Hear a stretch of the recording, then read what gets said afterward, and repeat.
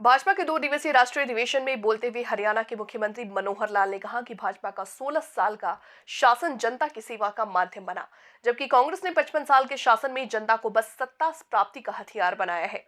मुख्यमंत्री मनोहर लाल ने राष्ट्रीय अधिवेशन में गृह मंत्री अमित शाह द्वारा रखे गए प्रस्ताव भाजपा देश की आशा और विपक्ष में निराशा का अनुमोदन किया। प्रस्ताव का अनुमोदन करते हुए मुख्यमंत्री मनोहर लाल ने कहा कि इस बात का ध्यान रखा जाना चाहिए कि कांग्रेस ने 55 साल में क्या किया और भाजपा ने क्या किया। उन्होंने कहा कि कांग्रेस केवल राजनीति करती रही है, जबकि भाजपा ने गरीब कल्याण का काम किया है। आदरणीय प्रधानमंत्री श्री नरेंद्र मोदी जी,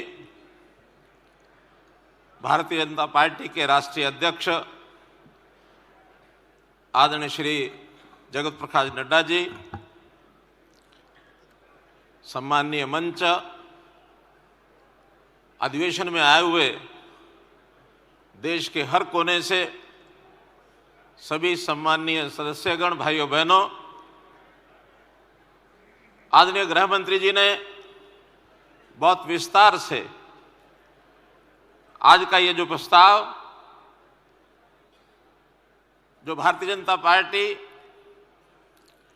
और ये कांग्रेस नीति जो इंडी गठबंधन विस्तार से सब विषयों पर चर्चा की है, मैं समझता हूं इसके बाद कहने के लायक बहुत नहीं बचता। फिर भी इस प्रस्ताव का अनुमोदन करते हुए अपनी कुछ बातें रखूंगा।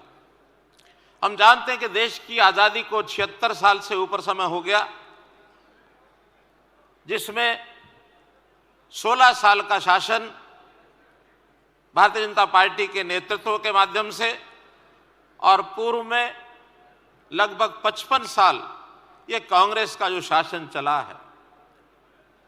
बातें एकदम स्पष्ट है कि 55 साल में आज़ादी के बाद देश की जनता को क्या मिला, देश की जनता को किस प्रकार से सत्ता प्राप्ति का हथियार ये मान करके चला गया। और इन 16 वर्ष में, जिसमें विशेष तौर पर अब के 10 वर्ष आदरणीय नरेंद्र भाई मोदी जी के नेतृत्व में जो सरकार चल रही है, हमने जनता की सेवा के लिए इस सत्ता को माध्यम बनाया। भाइयों बहनों, कोई भी जो पार्टी है, कोई संगठन है, 3 बातें उसके लिए जो महत्वपूर्ण कही गई हैं, उसकी नीति क्या है, उस नेतृत्व की नीयत क्या है और नेतृत्व क्या है, विचारधारा क्या है। अगर इस कसौटी पर हम सब आज के इंडी गठबंधन के बारे में विचार करते हैं, ना उनकी कोई नीति है, ना नीयत है, ना नेतृत्व है। अगर कांग्रेस जब बना और कांग्रेस के उस समय के कार्यकाल में जो नेता थे, उद्देश्य तो ठीक लगता है कि देश की आजादी प्राप्त करने के लिए एक संगठन बना था।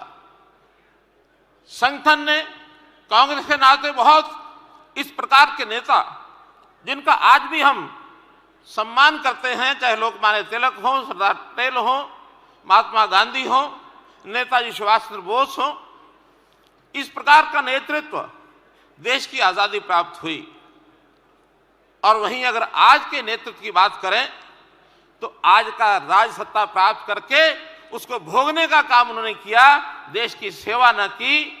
और अगर मैं आज के इस राजकुमार जो देश का अपने आप को उस गठबंधन का बड़ा नेता मानता है, वो ये कहता है कि मैं गांधी जी का सच्चा अनुयायी हूं।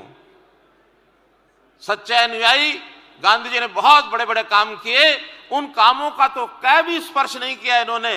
हाँ, एक बात से मैं सहमत हूं, गांधी जी ने विचार दिया था उस समय कि कांग्रेस का उद्देश्य आजादी प्राप्त करना था, अब हमको कांग्रेस को समाप्त कर देना चाहिए। और मैं मानता हूं आज ये राजकुमार उस उद्देश्य को पूरा करने में लगे हुए हैं कि कांग्रेस को समाप्त करके ही दम लेंगे। इसलिए गांधी जी का विचार कुछ और बात को लेकर था। उनके मन में था कि देश में लोकतांत्रिक सरकार बने, इसके लिए अन्य लोगों को भी आगे आना चाहिए, कांग्रेस के लोगों को भी आना है तो विभिन्न नामों से आना चाहिए। उनका एक शुद्ध विचार था, लेकिन आज इन्होंने जो कांग्रेस को समाप्त किया है अपने कुकृत्यों के कारण से, और ये कांग्रेस को समाप्त कर रहे हैं।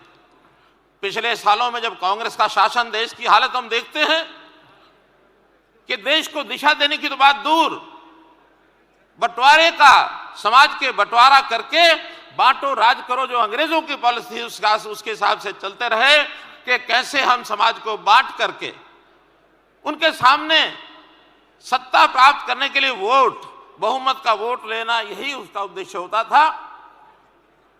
1990 के दशक से पहले कितने दंगे होते थे, उपद्रव होते थे, नक्सलवाद, गलियारा, ये हमको मालूम है देश के बंटवारे की ओर आगे बढ़ रहा था। उग्रवाद की, चाहे पंजाब का, कश्मीर का उग्रवाद हमने देखा है, इनके समय में खूब चलते थे, समाचार छपते थे। अलीगढ़ में दंगा हो गया, सहारनपुर में दंगा हो गया, अहमदाबाद में दंगा हो गया, कितने ही देश प्रदेश के कितने ही ऐसे स्थान जहां हर वर्ष कोई ना कोई दंगा सुनते थे।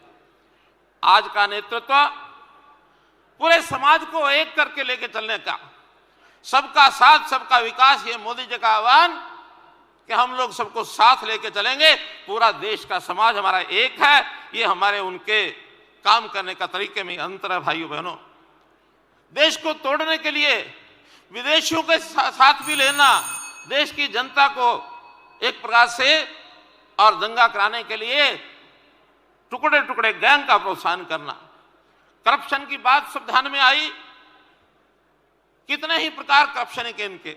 लेकिन मैं तो हरियाणा की बात एक करना चाहूंगा कि करप्शन में, जमीनों के घोटालों में किस प्रकार से चिन्हित कर लेते थे कि यहां हमको कुछ करना है, जमीनों के पहले किसानों को भय दिखाना, सस्ते दाम पर खरीद लेना, बाद में बिल्डर्स के साथ सौदे करना, और उसके अंदर बेनामी संपत्ति का हिस्सेदारी। आज भी परतें खुल रही हैं मित्रों, भाइयों बहनों। अपराध की बात तो हम देखते ही हैं कि अपराधियों के, विदेशों में बैठे अपराधियों के साथ भी संबंध उजागर होते हैं, हम देखते हैं। और कास्टिज्म की राजनीति, वोट बैंक की राजनीति, इस प्रकार का ये काम करते थे। भाइयों बहनों, विचारधारा जहां तक कहें तो अपने आप को देश से ऊपर मांगना, देश से ऊपर मानना। राष्ट्रीय अध्यक्ष कांग्रेस की पार्टी ने एक बार कहा, बरुआ जी ने, कि India is Indira, Indira is India, जबकि हमारे प्रधानमंत्री हमेशा देश को ऊपर रखते हैं, इंडिया फर्स्ट, ये बात हमेशा कही है।